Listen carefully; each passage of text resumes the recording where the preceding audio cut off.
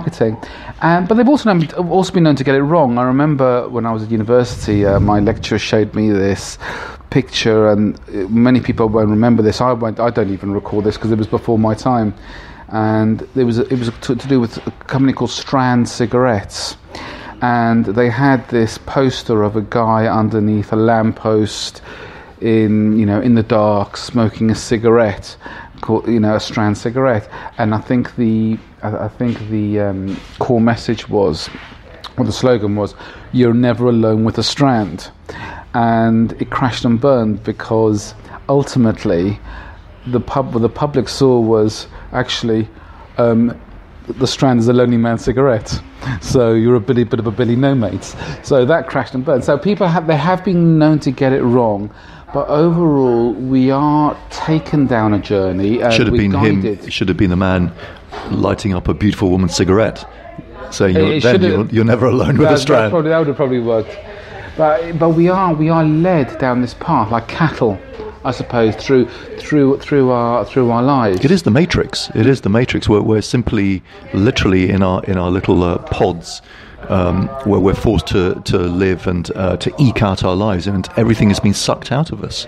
And indeed, in very strict socialist societies where advertising and certain things are forbidden, you can begin to see the sense in that in terms of the morality and our health, maintaining our morality and health.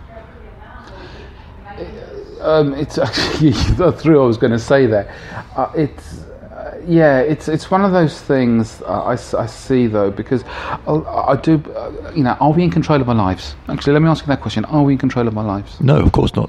Which is why more and more. Which is why the actual official rates of depression have risen 10 times in the last 15 years, doubled over the last 5 years. But you can take a certain level of control. I mean, surely. I mean, I don't. I believe that you've got to actually. You do, but you need. I don't want to rely on the government to look after me. Although saying that, I had to deal with a court case, a civil court case, with someone not so long ago, and I had to deal with the paperwork in court. And even in the UK, it was like dealing with a third world country because it was just so bad in terms of how they actually operated.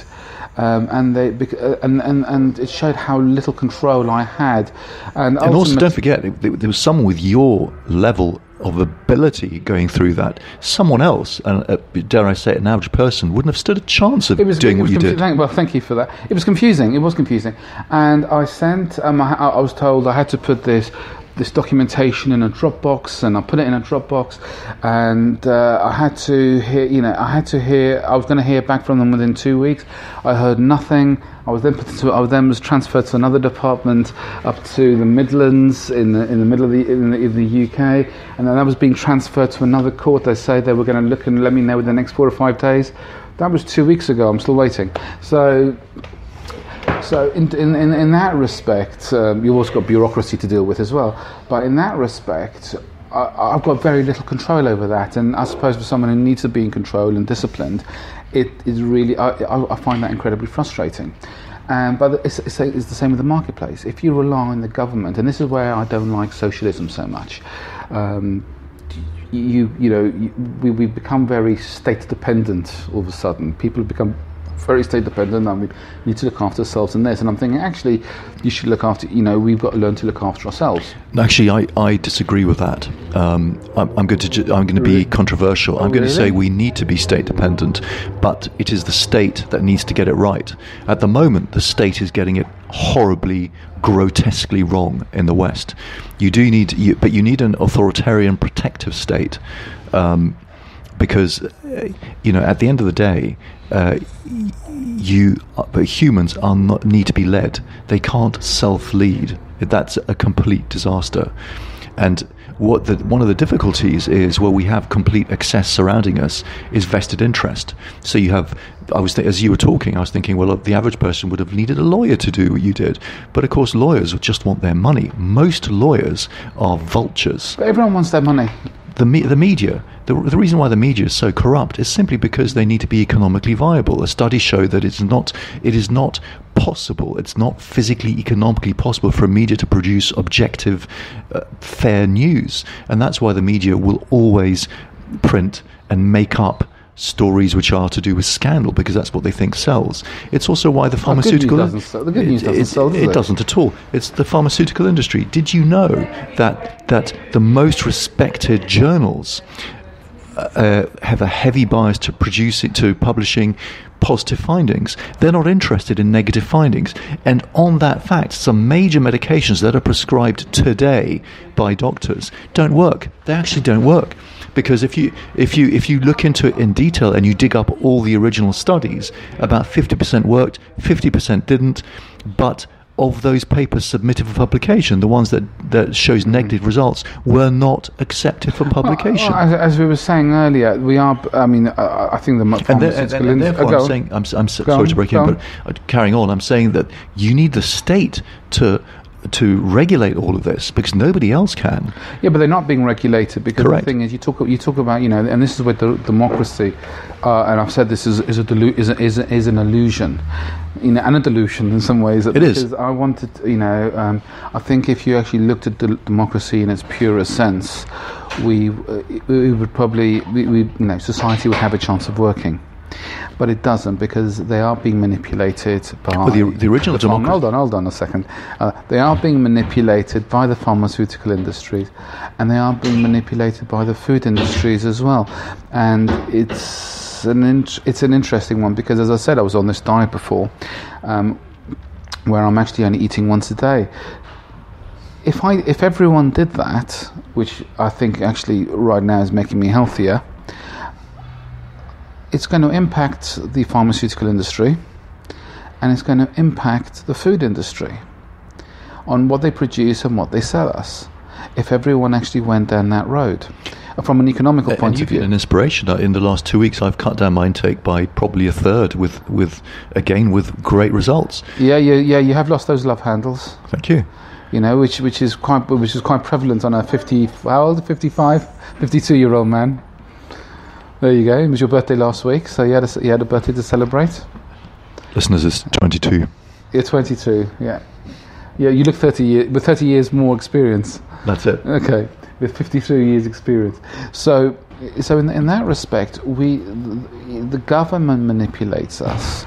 It's manipulating us. Jeremy Corbyn manipulated the whole general election to a point. He knew he wasn't going to win, so he started making ludicrous claims that students would get free education, or they'd have their debts scuppered. I can't remember, something along those lines. And they bought into that, even though he couldn't deliver on that. And he admitted he couldn't deliver on that. And of course, strictly speaking, and I've said this before, that's why free speech should be illegal. Because free speech, if you're allowed to attack the state, then that weakens the state. Free speech is actually treasonous. Yeah, hold on a second. We can't be scared to say something that we believe in if we actually see an injustice.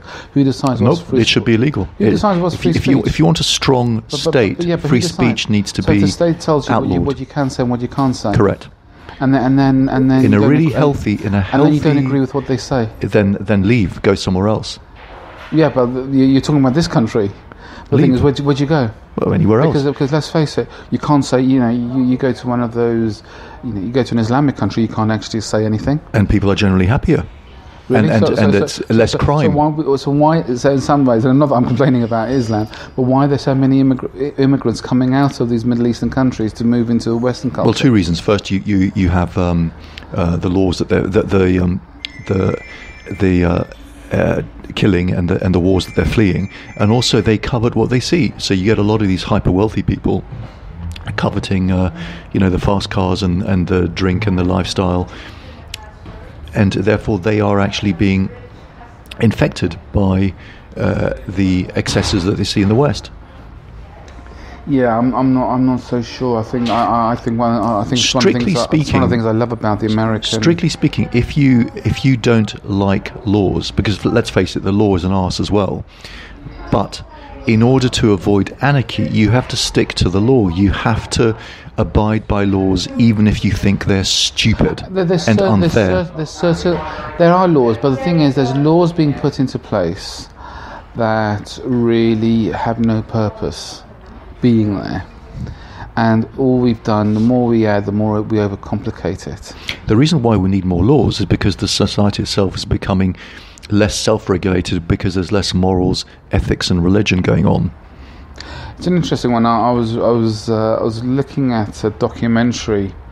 Just finishing off, in highly religious countries, the religion is the law, and therefore they need less laws, and things are a lot simpler.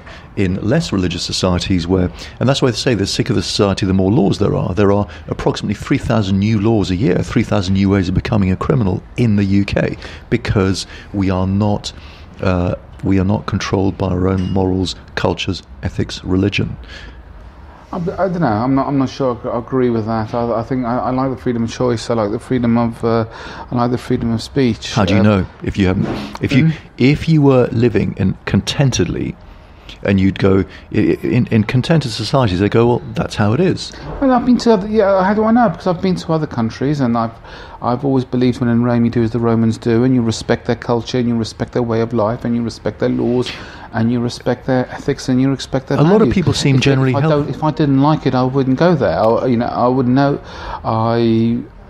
There's countries I've got no interest in going to because I don't agree with half the things I've just said. Their values and things like this.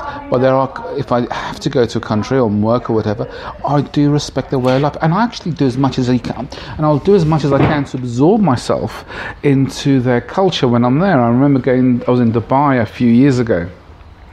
And I was in this hotel, and it was very Americanized. And I wanted to have these little kebab wraps and the juices that they actually did, and that I'd heard so much about. And all I could get was, a menu of burger and chips. And I had to go to the gold market or the gold souks to actually stand on the street and eat this, 90p wrap of lamb kebab. Or a lamb wrap or whatever it was. Well, Dubai is one giant posh McDonald's, so not really the representative place. It doesn't matter. When I'm there, I wanted to, I have to respect it. I wasn't going to go there and overdo it because I had to respect that it was a Muslim country, and I do expect that. However, it is my choice. Out of all the countries, I mean, there's aspects of the states that I don't agree with, but I do like their First Amendment. Although I think people take it to the extreme, and classic case of it was the whole removing of this Robert E. Lee statue, wasn't it? Which was interesting. I don't know if I covered it last week. You did and very well, if I may say so. This idea, because we talked exactly about that, political correctness. And politically correct people getting rid of his statue. The thing is, it wasn't even. The thing is, they put him down as a symbol. Funny enough, someone on one of the American CNN channels or whatever, I can't remember. He was talking about, actually, would you have a statue of Hitler? And actually, good argument. Would you have a statue of Hitler? Of course you wouldn't. But Robert E. Lee wasn't actually a symbol of hatred. He was a symbol of. He was anti-slavery. He was anti-secession. He fought for the South because he wanted to be because it was part of his hometown. I think he would have been, and he was actually offered the commandership of the other side of the Union Army, and I think he should have been a symbol of what Southerners could have aspired to be. But Robert E. Lee was a creator. That's what he was honoured with a statue. See, that's the whole point. He was probably honoured as one of the greatest generals that have ever lived. He was honoured by the statue, whereas, for instance, I'm sure there were statues of Hitler, and just like there were statues of Saddam Hussein, but these were statues that were erected by their namesakes, okay, and then they were immediately cut down by the people who then got rid of them. Does that mean, because I'm sure George Washington owned slaves, I think, in his time. I can't remember. I'm sure he did. Well, you were telling me that they'd have to change the name of Washington. They changed the name of Washington State. And I know, how ludicrous. Every high school that's named after George Washington. Correct. Washington, D.C., they're going to have a new capital. So it does go to the ludicrous in that respect. Political correctness, as we surmised last week, is simply a sign of a floundering society, and it's a desperate sign of people trying to reduce but that's the a lack strife. of freedom of speech. In some What way. is?